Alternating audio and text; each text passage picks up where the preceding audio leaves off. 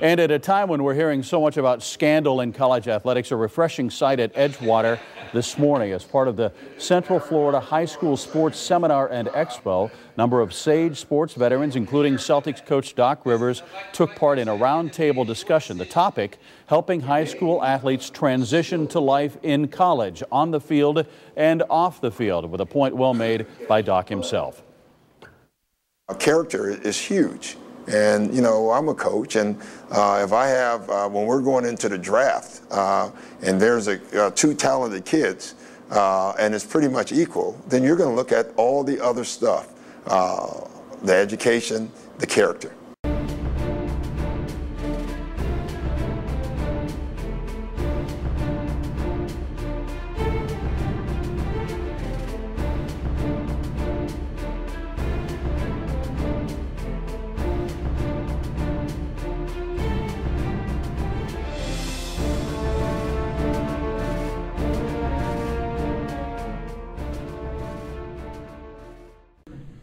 My reality check, so to speak, talking about parents getting out of the way, is my sophomore year in college when the coach just blatantly told me, "You're not taking it serious.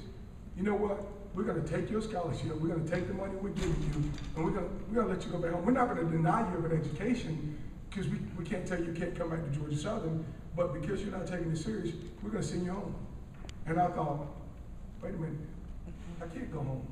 I have anything else to do. This is my ticket. This is it for me. So I started that. I mean, it's in the book. That was my changing point. That was my turning point. And anybody else got in my way, guys realized immediately I was different. I stopped partying as much. I started going to class a little bit more. My mom didn't do it. The coach did it. So I guess indirectly kind of answered that question a little bit.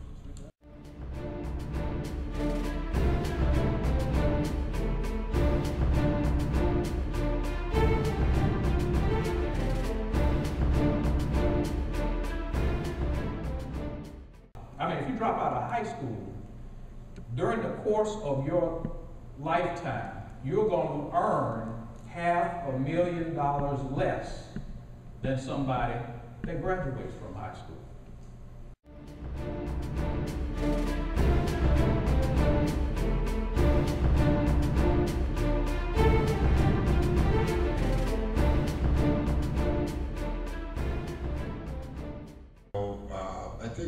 I don't know, it was a room. I bet it was 20, 25 coaches.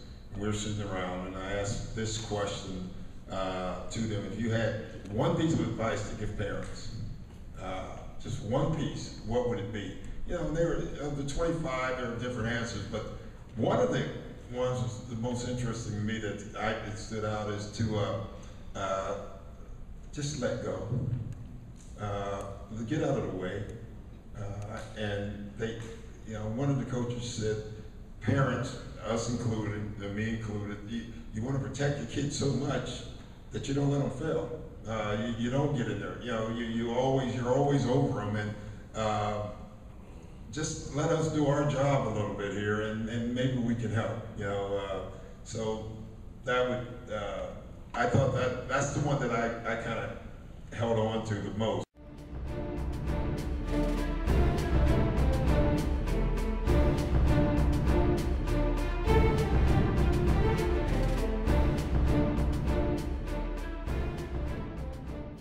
I would say from a high school standpoint, naturally the parent does take more of a role, just like they talked about, asking about homework. I couldn't do anything less my homework, and I cleaned the bathroom and made my bed. So before I did anything, it was homework first, and that came, you know, from my parents.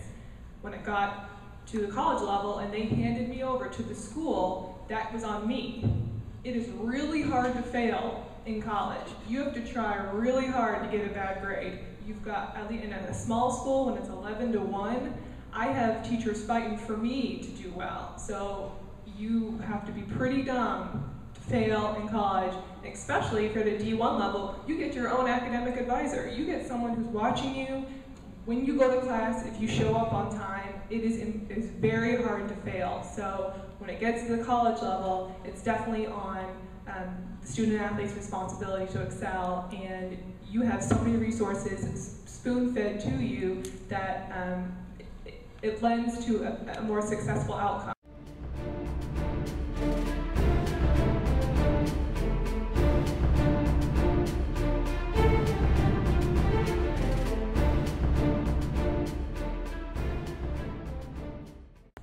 high school end is that it does have to go back to that.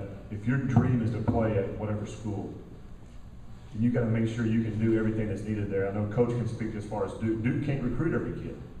You have to be able to get them into school. Stanford, for example, Stanford cannot offer you a scholarship until you are admitted. It doesn't matter who you are.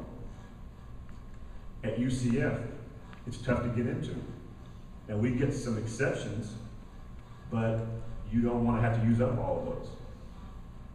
Because the AD has to sign off on that. And he's only going to sign off based on your credibility, and you don't want to lose your credibility with those. The other thing is, as far as your GPA, you may think, well, a C is good enough.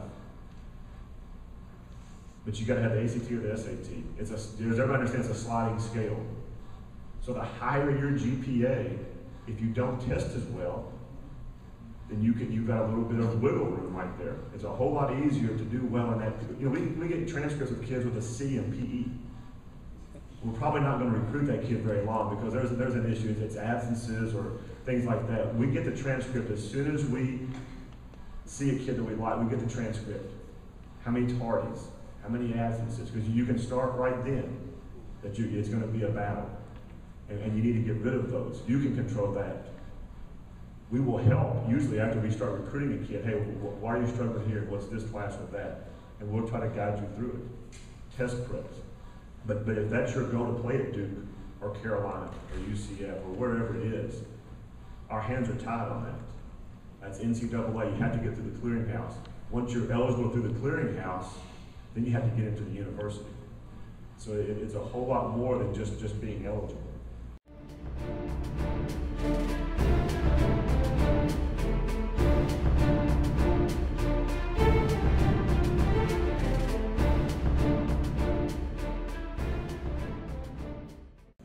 I talked to Carmelo about image one time, and this relates to a lot of you sitting in here also.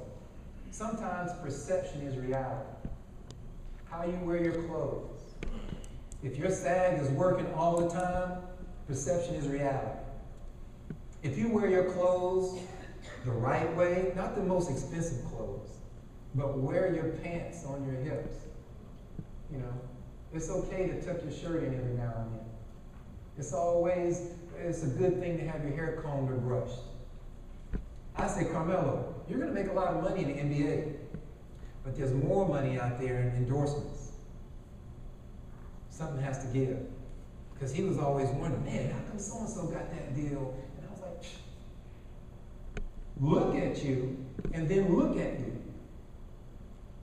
Two things. Look at you. Perception is reality. Carmelo's from West Baltimore. He was rough around the edges. But when I started talking dollars to him, like they say, dollars make sense. And it made sense to him. Carmelo came around and took another call from Michael Jordan to say, hey, you clean up your image, you'll be Jumpman. I'll put your face on my product. So he cut the cornrows off. He didn't want to. His image got a lot better. He had an edge on the basketball court, which you have to have a lot of times, but sometimes it was over the edge. Carmelo right now is one of the leading faces in the NBA because he made a conscious decision to become a better person.